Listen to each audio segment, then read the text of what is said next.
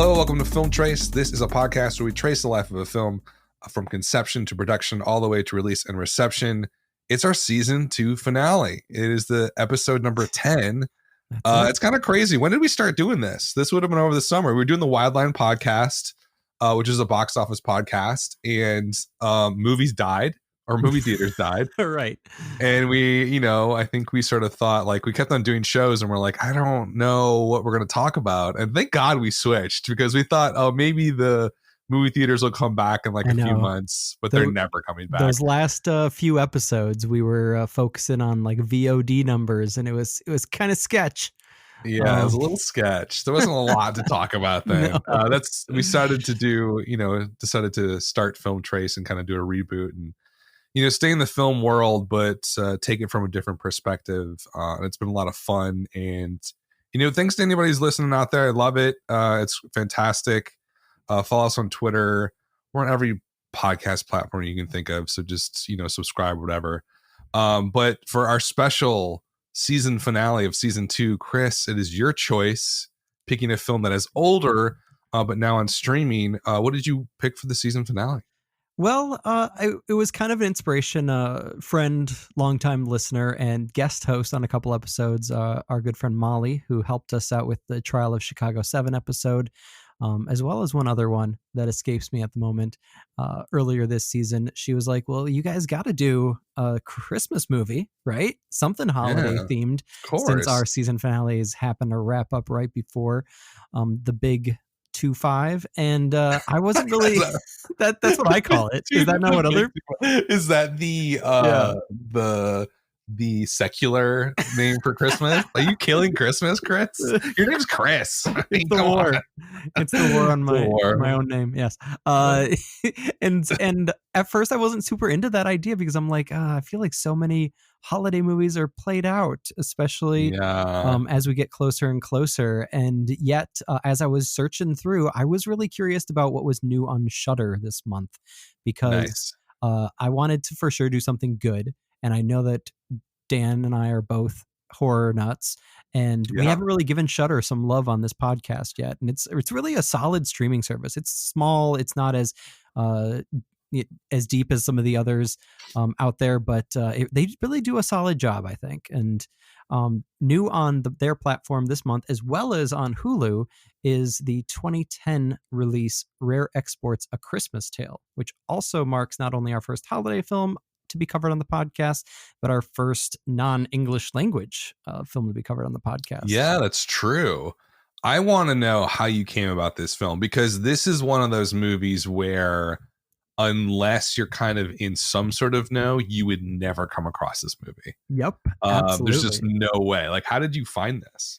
Honestly, 2010 was an interesting year, because Oscilloscope Films, which is a subsidiary of 20th Century Fox, an indie division distributor, and I was super obsessed with them around this time. I was really curious, about finding out everything that they would put out. It kind of probably started with maybe a movie that we don't agree with about a lot, Kelly Reichardt's Wendy and Lucy. Oh, God. And I fell in love with that movie. And so I immediately wanted to know everything Oscilloscope was doing. And it just so happened, I actually went and saw this movie by myself. Shut up. You saw this in the theater? Yes. No, you were like one of the, how much did it do like domestically? We have it done somewhere. Like nothing. Like there was 200K. I think it did 200K. You're one of those people.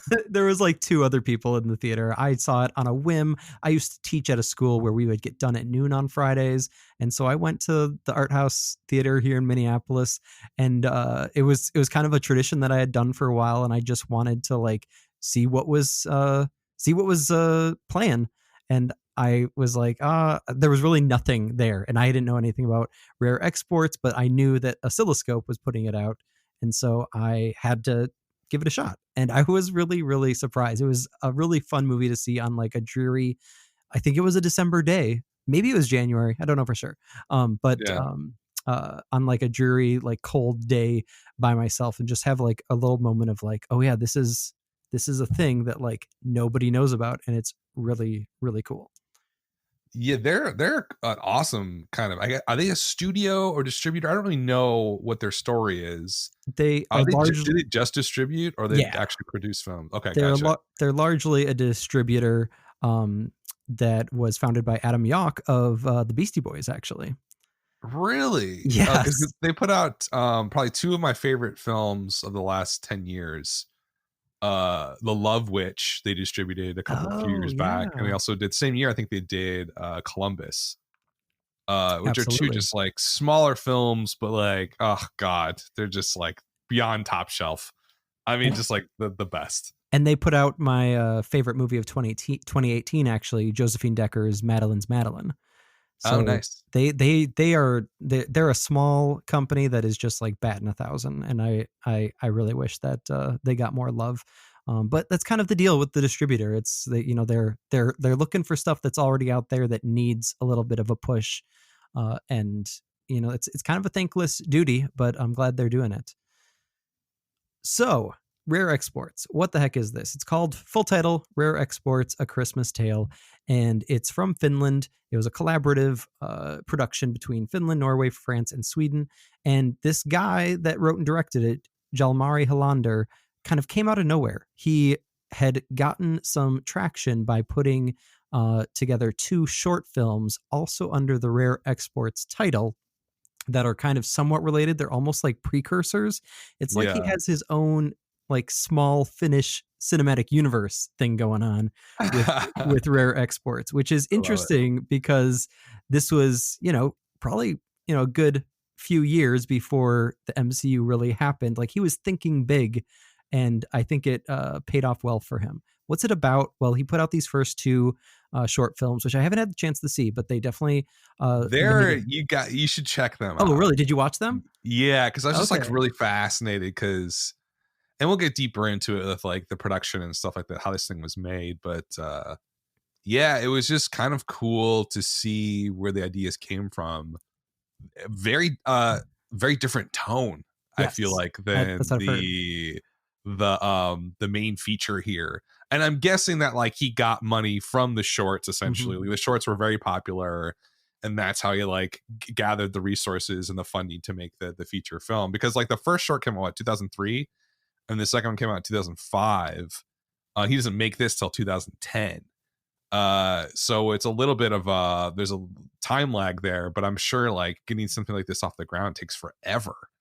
And I'm not sure what the film funding is in Finland. I was looking this up. It's non-existent. Right. Like, it just doesn't, there is no, like, I'm not gonna like be dismissive and say, hey, there's not enough film. There's just not. And it kind of blows my mind, because you wouldn't think that, right? Because you think like, oh, it's like a European country, obviously there's people making films that are like being released elsewhere. That kind of does not happen in Finland for whatever reason. So this is a really rare export, if you will. Oh, how long have you been sitting on that one, Dan? I just came up with it right Okay, good. now. But yeah, I mean, somehow he did scrape together over 2 million, which Yeah, that's which I mean, crazy even for not that even ecosystem. considering the fact that it, like you mentioned, it's a place where movies just generally don't get made, but also the fact that just like it's such a beautiful looking movie. Yeah, it's And gorgeous. so like $2 million is a lot of money in the context of, where we're talking about and what kind of, first time feature filmmaker we're talking about. But the fact that he's able to make a movie look as good as he can 10 years ago with just $2 million is also very impressive. So what is it about? We keep kind of dancing around this because it is kind Yeah. of slippery, right? It's not something that really. It's a Christmas movie, as it says right there in the subtitle, but it's not exactly either. So basically, here's what you got: the log line for Rare Exports: A Christmas Tale. If you aren't familiar with it, by the way, I do recommend checking it out before perhaps you listen to the rest of this episode, because I think it's one of those movies that's very fun to watch without knowing little to nothing about it. Yeah, I would agree with that. For sure. So a young boy named Pietari is our protagonist, and he and his friend Huso think that there's a secret mountain drilling project happening near their home in northern Finland, where they believe the tomb of Santa Claus is about to be uncovered. And the legend of Santa Claus, to be right up front off the bat, in Finland is way different than it is in America. If you know any of the other kind of especially like Scandinavian Santa folklore, you hopefully know that there's a darker side to it. This is kind of covered. I still haven't seen it, but from what I've read about it, and maybe you can speak to this, Dan, about the Krampus that came out stateside in I 2015. haven't seen that, and I Okay. feel like that's right up both of our alleys. I know. Why How have have we we not not seen seen this? this movie? It's tailor-made for us, like a weirdo, makes no sense why they would put money into this, released in Christmas. Right, right. So they think that this Santa Claus that is buried in this mountainside is a monstrous evil Santa, unlike the cheery Saint Nick of legend. And then when Pieteri's father captures a feral old man in his wolf trap out in the middle of nowhere in the snow, he thinks that this weird old guy could hold the key to why reindeer are being slaughtered and children are disappearing around the countryside. So yeah, that's that. I mean, right there, I think that I didn't even know that log line going into it when I first saw it. I just knew it was like some Yeah. weirdo foreign Santa Claus, maybe monster style movie. I don't know, but I think that's just like such a strong premise to start with, especially when you are dealing with the Christmas horror genre, which I know you did a little bit of a deep dive for us, Dan. If you could speak a little to that. I mean, this Yeah. is a very niche genre outside of even just outside of Rare Exports and Krampus. Yeah, it's kind of it's a sub niche of a niche. Like it's just a weird thing. Like I think it starts with Black Christmas, which is also in 1974 shot up in Canada, super indie movie that did very, very well. Also considered one of the first slasher films of all time. Before Halloween and all that kind of stuff. Right. So Black Christmas 1974. Then you have Gremlins in 1984, which I think you have to count as Christmas horror, right? Like because it's just Christmas is so prominent in that film. Silent Night, Deadly Night, which shout out to Shudder. If you do get Shudder, which I've had for a long time, Joe Bob Briggs, who is the horror host legend from TNT Monster Vision and from other shows and stuff he's done over the years, he kind of like restarted that genre. I want to say like 2 years ago, summer of 2018. He did a 24-hour marathon. Mm-hmm. And he's done like 12 since then, more than that. 2 seasons worth. I've watched most of them. He did a great Christmas one. I think maybe it was last year. He did Silent Night, Deadly Night on there. So it might still be up there on Shudder. Check that out. But that's a really fun, fucking crazy, obviously nuts movie. Jack Frost, also a crazy horror Christmas film. More of a, I guess, winter film. And then I have the 2 Black Christmas remakes, Black Christmas 2006, which I saw in the theater, and Black Christmas 2019, which I saw a bootleg of. Absolutely terrible, both of them. Yeah. The original Black Christmas, though, Joe Bob Briggs also did Black Christmas for one of his Christmas specials the last couple of years. It is unbelievable to watch him go, like, just rattle off the most ridiculous facts and background about that movie. It like enhances the experience so much. So definitely check that out. But yeah, I don't know, what is it about? Is there, and there's also one he did, I forget what it was called. It's a French movie that was really disturbing. He did it actually a week ago. He did his other Christmas special. Oh, really? Like last Friday. I don't know. Can we count this as a subgenre, or are these just horror films that happen to take place during Christmas? Is the Christmas element vital to what they're doing here? That's a fair question, because like you said, Jack Frost is more winter. Black Christmas, it almost seems like that's more in the background. Yeah. Though, some of the key, visuals definitely connect it, and it's right there in the title. Silent Night, Deadly Night, and Gremlins feel like, I mean, obviously I still need to see Krampus, but I don't know. It's weird because, especially if you consider Rare Exports a part of this, because some interesting interviews have come out in the past 10 years with Hollander, the writer-director, and he actually was not very inspired by the Christmas horror genre. It was actually perhaps more of like the Spielberg style filmmaking stateside that was more interesting to him. And he does admit in an interview with Pop Matters that maybe The Thing had kind of gotten there subconsciously. John Carpenter's 1982 version, that there is definitely that kind of crossover element to like maybe more of a, like a fantasy sci-fi, like it's mythological, right, in nature rather than true like monster movie horror fashion.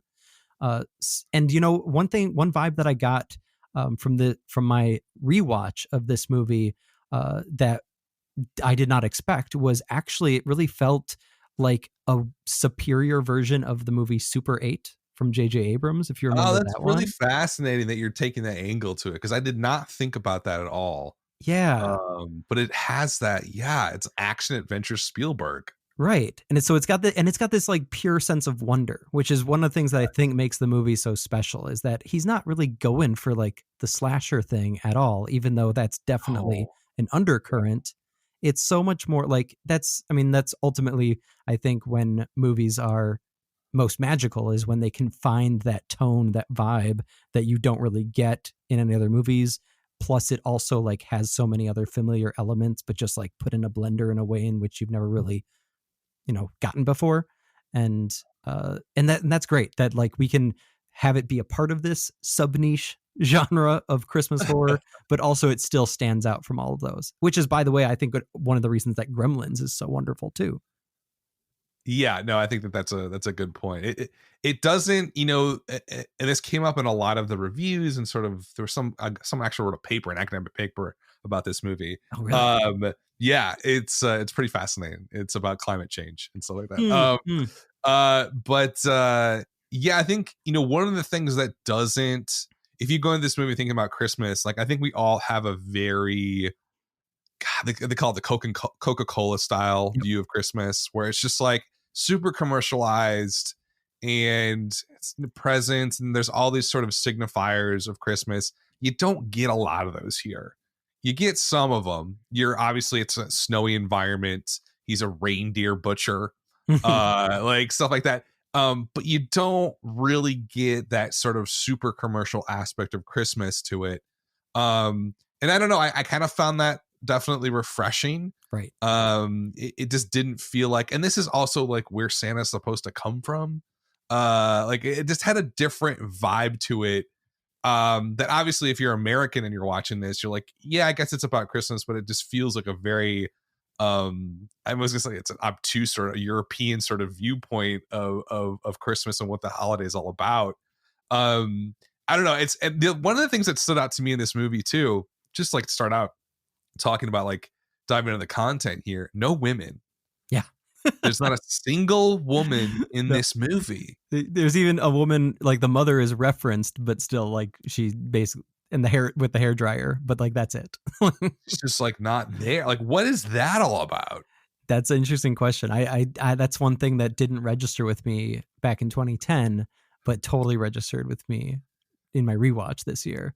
So I don't know. Like I don't know really what to make of that. I almost feel like if there wasn't an intentionality behind that decision, that it, Yeah. regardless of whether or not it was an accident, it almost felt like, once again, going back to, you put an Ebert quote in here, that one of the ways in which this movie works big time is that it has this super like comedic spine to it, but it's played straight, right?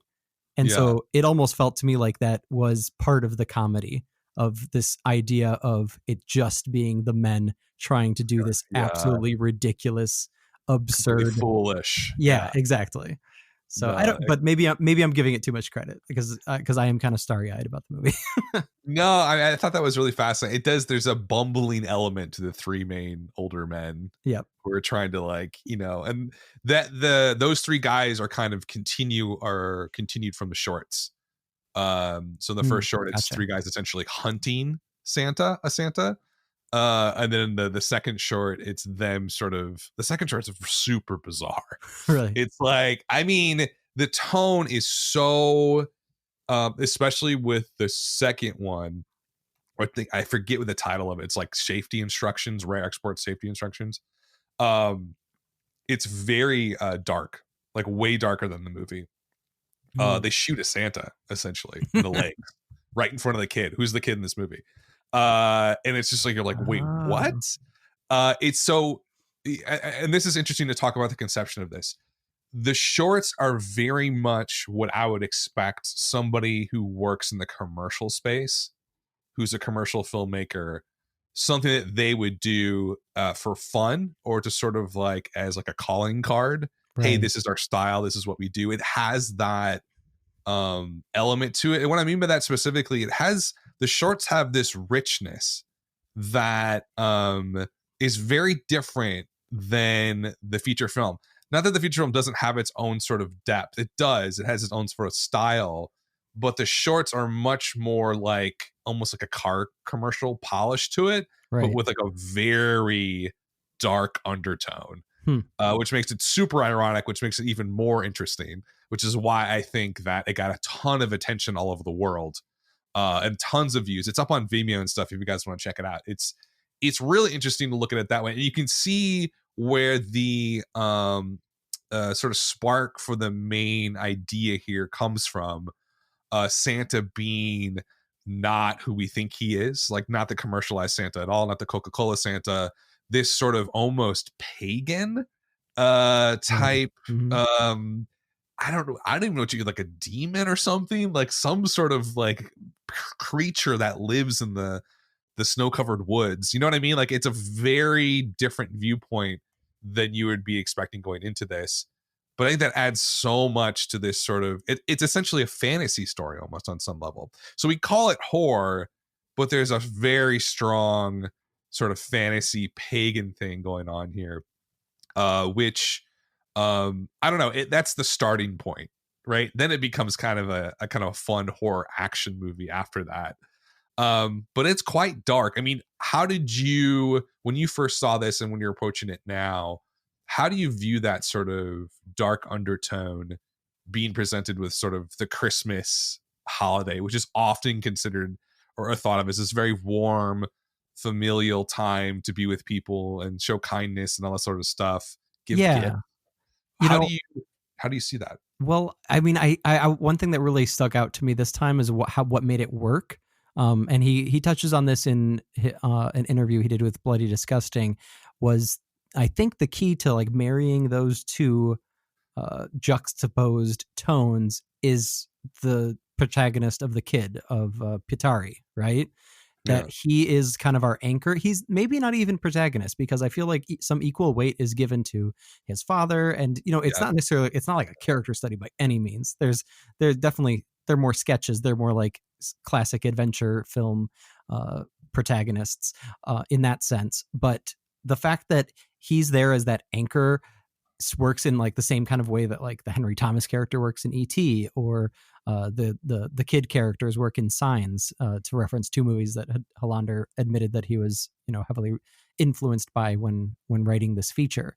And one thing that I really thought about in terms of why that works is, I think going back to when we're talking about Christmas and we're talking about all like the fuzzy warm feelings of Christmas, that's so much also entrenched in like our nostalgia for childhood, right? And for any or us Westerners at least who have grown up. And I think one of the common refrains of jokes of when you get older is that like the holidays don't have that kind of innocent magic to them, right? That they once did. If anything, sometimes they can be, maybe not this year because it's an anomaly with the pandemic, but it can be almost like a stressor of that idea of like getting everything ready and getting back in with family that might have differing political opinions, blah blah blah. But the fact that, and it's not just the fact that you get it through the eyes of Pietari, who is, and I think that's one of the things that actually I remembered catching like my interest in the first watch in the theaters in 2010 or early 2011, was the fact that of when he like starts stapling closed the advent calendar. And Yeah, especially because I went into this movie not knowing what I was getting at all. And so yeah. immediately like classic like westernized American person was like, wait, why the heck would the advent calendar be a source of fear? And then like as that stuff starts unraveling, and I think Hollander does such a good job for a international audience so that it works both for people that have background knowledge of the Finnish legend. Sidebar, I did do a little Wikipediaing about Joulupuku, the Finnish legend of Santa Claus. And he explains it a little bit in some of his interviews. Hollander does, that it's essentially that translates from Finnish to Yule goat, and so there's actually that's why you have the horns. Spoiler alert! Jutting out of the ice covered Santa monster at the end of the film. And so yeah, so like absolutely, like there's, like you mentioned, like the vision between, the difference between the vision of like a Coca-Cola Christmas and a pagan Christmas. It's such a fascinating um juxtaposition that really the only way that makes sense is if we see it through the eyes of a kid Yeah. that would otherwise in an American movie have nothing but complete starry-eyed wonder when it comes to celebrating the Christmas season. How would this be Americanized? I don't know. Think about like Let the Right One In and how they Americanized that, Right. which I thought was Yeah. pretty good. I kind of like the original's amazing, but the remake was fun too. Yeah. It was Like, not what bad in would you terms. change here? Like, what would you? I feel like Santa Claus would be much more like like a bad boss, and the kid Right. would have to defeat Santa Claus. That's how they would do it. But here they Right. don't do that at all. It's very like they take a very asymmetrical viewpoint with the elves being sort of the main antagonists throughout this, Mhm, mhm. and then Santa Claus you don't really see. He's just on a block of ice. Right. Maybe that was because of the budget. I don't Well, he'd actually Hollander had a good point about why he made that as a budget choice for sure, Yeah. partially, but also because it goes back to probably one of the horror filmmaking 101, less is more approach of the unknown is always scarier than the known. And so when you find out that this creepy old emaciated man is just an elf, then especially when you see the army of elves, then it just gets your imagination going. And once again, even double that because you're seeing it from the kid's point of view, and that monstrosity that's under that giant block of ice becomes even more just like ghoulish and grotesque, but also still like outwardly hilarious, to get back to the, I think, core point of the movie, which is the comedy of it. Yeah, it's super funny, and it kind of it does. That's where it really is connected to the shorts. It has the same sense of sort of macabre humor, Mm-hmm. like especially when they find the elf and he's in there and he's like teasing him with the gingerbread and like bites off the dude's ear Yes. essentially. Like that's just like so absurd, but like hilarious at the same time. And I just like the characters are fun. And maybe it's a little bit of us sort of viewing that through like an American lens, but I think they're meant to be. It's a comedic film. I mean, he says here like I don't think it's a horror film at all. There's some scary elements in it, but I think it's some kind of adventure film myself. So this director, do you label this? How do we label this? If you were to tell somebody, I think I would have to say it's a horror film. It Really. feels like a horror film.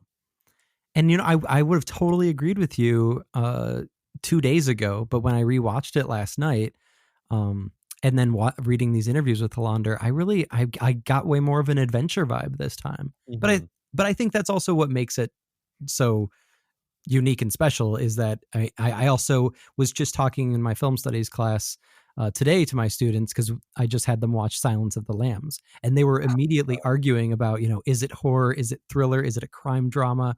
And once again, like any movie that you can have where it like overlaps genres so easily and so nimbly, then that it's worth the hype.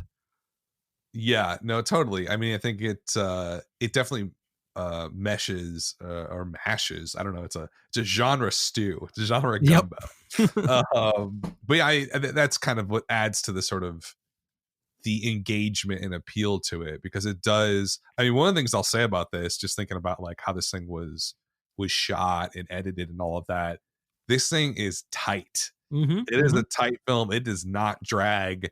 And I think that's like a double-edged sword for me personally with it, because one, it really thrusts you into that universe, that sort of fantasy universe that it's created, that if you don't have the background of like the shorts and all that, you kind of miss like a lot of what's happening. And I feel like there could have been just a little bit more exposition in the earlier part of the films to educate the viewer about the rules. I Yeah. think I don't know where someone brought this up, but like a lot of like Gremlins does this, like with the horror rule, the rules of Gremlins, don't feed them after midnight, blah blah blah. I could have used a little bit more of that, but besides that, it's just like a super tight, like what is it, like 90 minutes? Not even. Yeah, it's like 87. Um, Yeah, it it's just flows, and so much happens, and it's just like, and that's where you kind of get that propulsive plot that feels like an action adventure movie. mhm. It has just like, it just goes and goes and goes. Um, let's talk about, how this thing was, kind of the reception on this, and how people came to it. Obviously, you came to it, you saw it, in the United States, so it did get released internationally. How was this received, do you think, worldwide? Well, yeah, I mean, it had its first debut at Locarno Film Festival, which is the annual kind of bigger film festival in Scandinavia. It's in Switzerland. And I think one of the things I read was, yeah, it was in that same Bloody Disgusting interview. Hollander was not expecting at all to get the kind of response that he got. It Yeah. was kind of like he had felt like it was enough of a success, just, you know, ha- piggybacking off of the success of the shorts and managing to finagle $2 million to make this movie. And so he was just kind of like having like a breath of relief when it finally screened. But then it got so much attention, then it started going all over the place elsewhere. And that's huge because it's very rare. Like Finland has only ever had one movie get on the short list, never had a movie nominated for best foreign language film at the Oscars. And so he became kind of Finland's darling boy because of that. And so then it made it over to the US. It premiered at Fantastic Fest in September of that year, 2010. And then, yeah, got that distribution deal through Oscilloscope for a worldwide release on December 3rd, which is huge because it ended up at the end of the day making over $4 million. And, whether or not that's any kind of break even, it's, I don't even think that's even worth considering whether, the P&A helped them make a profit at the end of the day or not, because ultimately this is a movie about getting Finland filmmaking out there. And I don't know any other Finnish movies, to be honest. So I couldn't name a single one. yeah. So Yeah. so I think that, like, regardless of the box office results, the fact that it was above the production budget and it got released so, far spread is enough to say that it was a success. I'm fascinated by that, Yeah. because it's like, making a film in Finland, where there's not a huge amount of funding going around, especially $2 million or whatever. It's $2.2 million was the production budget on this. I do wonder, like, how did he scrape together the money? Right. Probably through, I mean, I guess it was like a joint production with different countries, so Hmm. other funding sources outside of Finland. Um, how did he do that? And then, like, what was his goal in doing that? Because it's like, you think about it, was it just to like make the best movie he could possibly make and think that, oh, like people in Finland are going to see this and love this? That's probably who was his goal, right? Like, I don't think he had any sort of aspiration for this to become like a worldwide thing. And I don't think he probably ever thought that like two random American dudes doing a film podcast would be talking about his movie, like spending a whole episode talking about his movie 10 years later. Do you think he had that intention, or do you think that, I don't know, or do you think that like he just wanted to make an awesome movie for his own people in Finland? Yeah, there was a really touching quote actually from one of Hollander's interviews where he mentioned, growing up, because he grew up in rural Finland, and so he had a lot of that pressure that I think a lot of people can relate to, no matter where you grew up in the world, of growing up as a boy and feeling that pressure to do something masculine with your life. And so he grew up with, like, kind of like the stereotypical guys that play the adults in the movie, right? They're kind of, either butchers or hunters or lumberjacks or whatever. And he just had no interest in that as a kid. He just was like obsessed with storytelling and photography, and he wanted to figure out a way to do something creative with his life. And so to be able to like see that and then see how that parallels the relationship between Pietari and his father Rono in the movie, which by the way are played by a real father and son. Yeah. Ani and Jorma Tamila, and I think that's one of like the key anchors of the film is not just the kid as the protagonist, but also just the father-son relationship, especially with the epilogue of the film when we see what they've done with their rare exports line of Santas, as silly as it is. But and so I think that if he was trying to make a movie for Finland, and I'm making air quotes when I say that, he was doing it under the pretext of like once again trying to do the impossible, which so many filmmakers that start out small try to do, and they have these huge aspirations to like do something that very few people manage to be able to do, make a career out of putting stories to screen. And I think, like I said earlier, he was not expecting the kind of reaction from the film festival circuit that he ended up getting. He just felt like it was huge enough to just get it into the world. And it just so happened that it super resonated with not just people in his home country, but all around the globe. Yeah, I mean, and critics loved it, right? 90% Rotten Tomatoes, 85% from top critics. That's fantastic. Metacritic 71, RT audience score 70%. Letterboxd is really high, 74, which is like, I don't know what that translates to. It's like an A- or something. They're super into it. IMDb is a little bit lower, 64. I'm surprised by the IMDb because this feels like an IMDb movie, because you wouldn't find it unless you were looking for it, and if you did find it, you're probably gonna love it. Right. And I've always wondered about the IMDb plebes that fill out their ratings.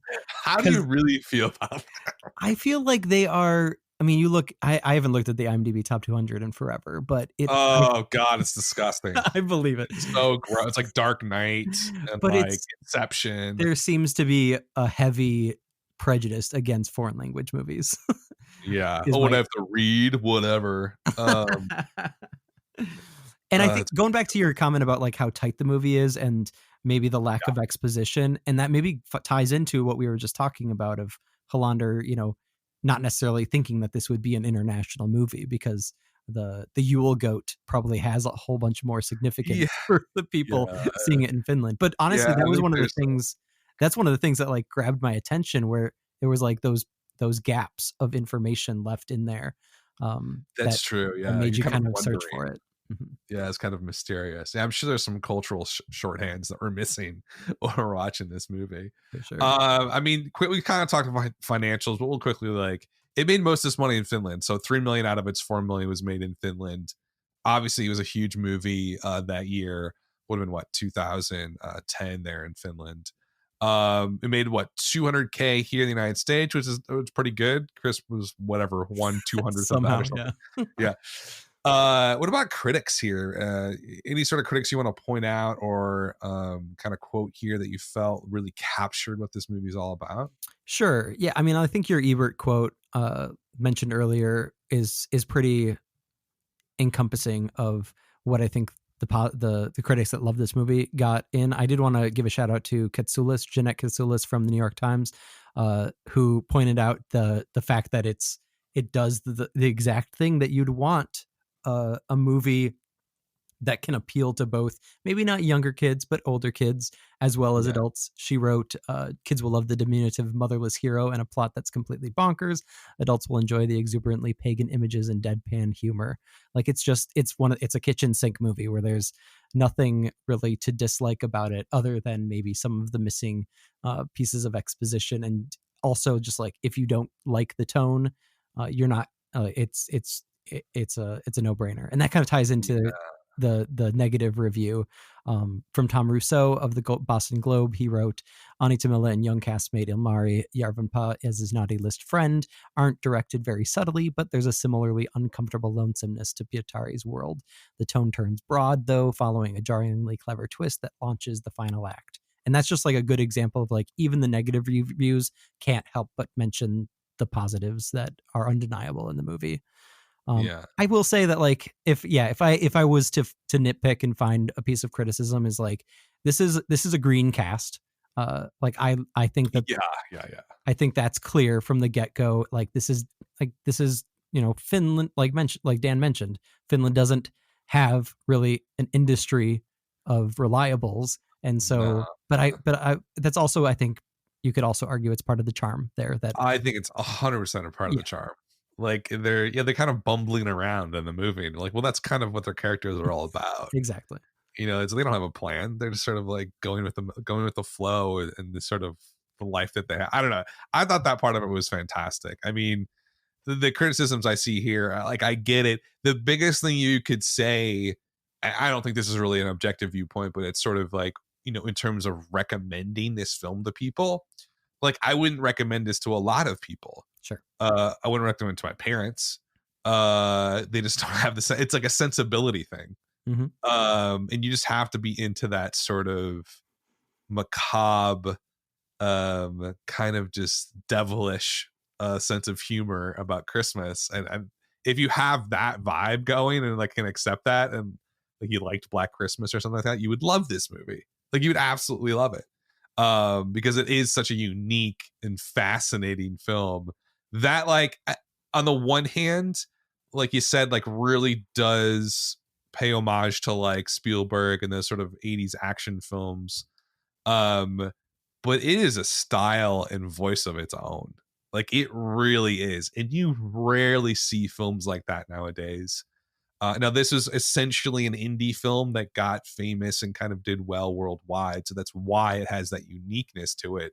But you can't deny that. You can't deny that this has its own perspective and spin on the Christmas holiday and the genre that you're just not going to find almost anywhere else. I think that alone, if you're a film nerd or nut, is worth diving into this movie without a doubt. What are you gonna letterbox users? I love letterbox users.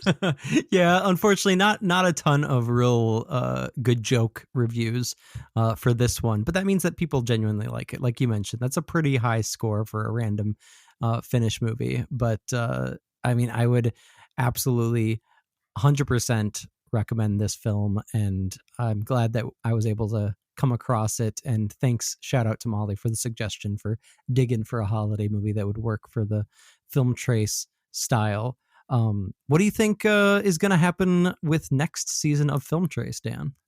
Oh my god, I don't know. We're gonna mix it up a bit. I bet we're gonna switch it so that Chris is gonna do the new movies and I'm gonna do the old movies. And I'm wondering, because this season it became a little bit of like an arms race of who could screw the other one up the most with the movie.